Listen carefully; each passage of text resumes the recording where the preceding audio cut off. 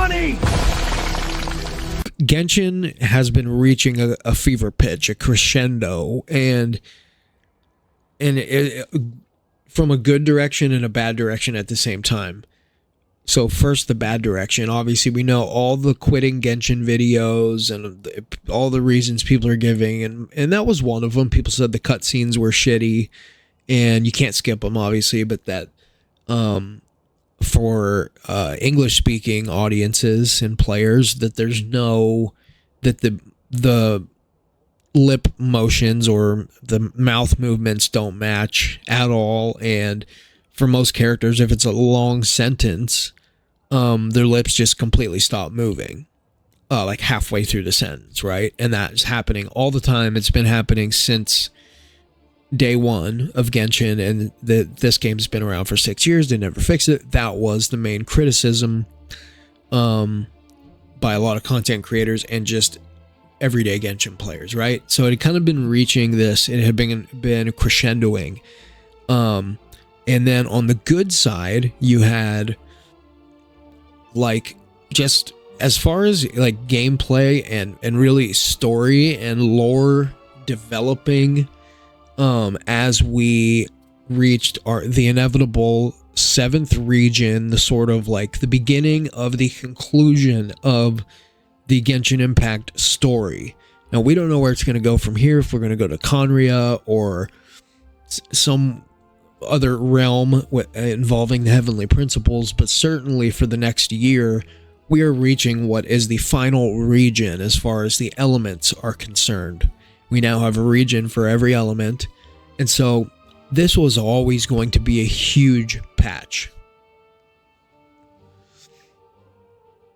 Right.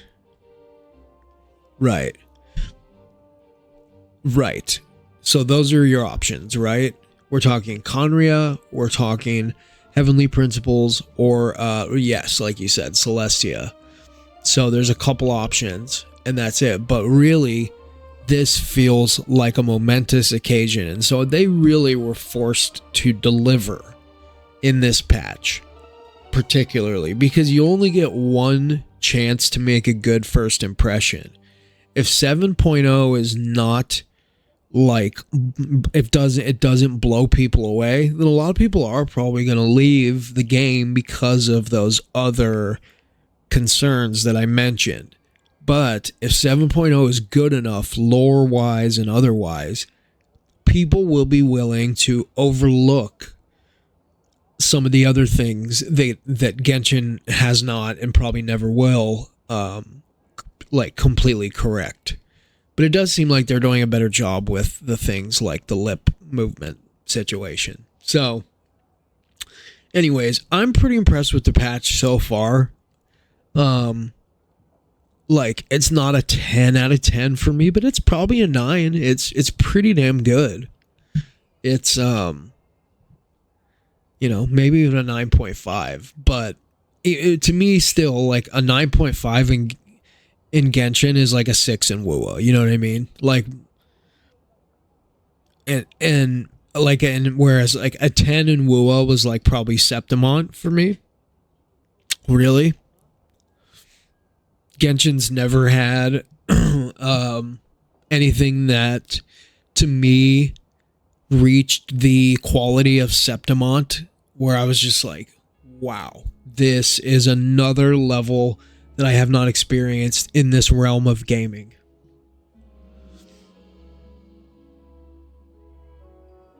Yeah, there's still a lot of mysteries that have not been explained. So who knows? This game could go on for another 5 years, which, would be fucking crazy. But it could.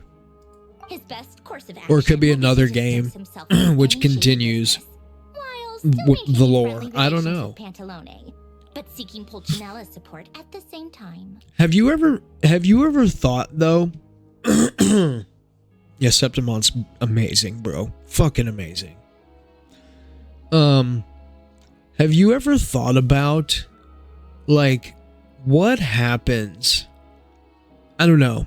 As someone who is not free to play, I'm not a whale. Not even by a long shot. It actually makes me laugh when people call me a whale, because a whale is C6R5 characters, you know.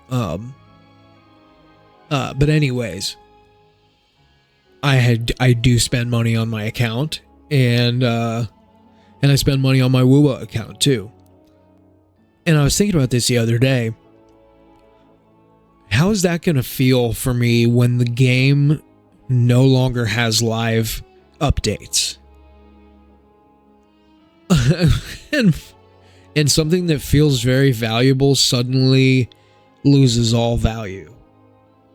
Now, I guess that's no different than buying a new car and it has a ton of value when you buy it, and then and you know, take out a loan on it and you make monthly payments, and it's, you know, it when you buy it, it's a $25,000 car or whatever, but then in 6 years when you've paid the car off, it's completely underwater on the loan, and it's not, you know, you can't really sell it for anything. It's not worth anything. Or let's say maybe even it breaks down, and you really fucked, and you can't say. I mean, that kind of shit happens all the time. So I guess it's not really any different than that. And as long as you look at it as, well, I got use out of it, and it was like maybe a better example, because a car isn't really a hobby. Maybe it is for some people. For me, it's point A to point B. But let's say my guitar, you know, I have a nice Telecaster. I'm a lefty, so I have a nice Fender Telecaster. It's a beautiful guitar, and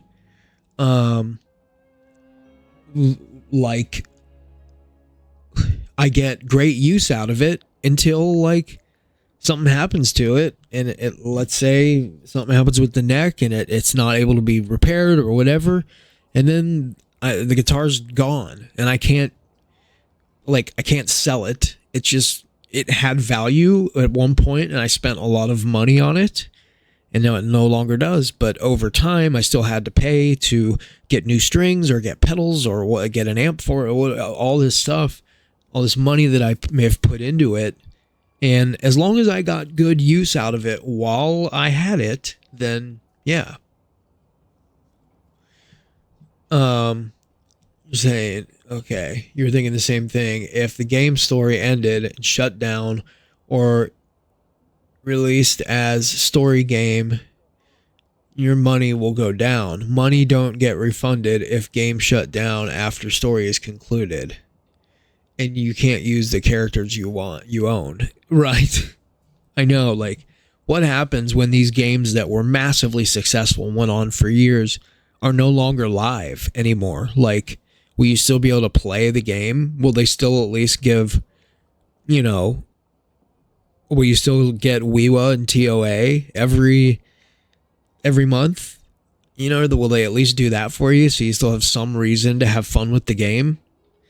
Because, you know, at some point, if they stop doing, you know, main quests and map expansions and new stories, then for all intents and purposes, it's a dead game. And if it's a dead game, what's the reason to log in and play it? You know, and there's no if there's no new characters to pull, there's no reason to do daily commissions to get pulls.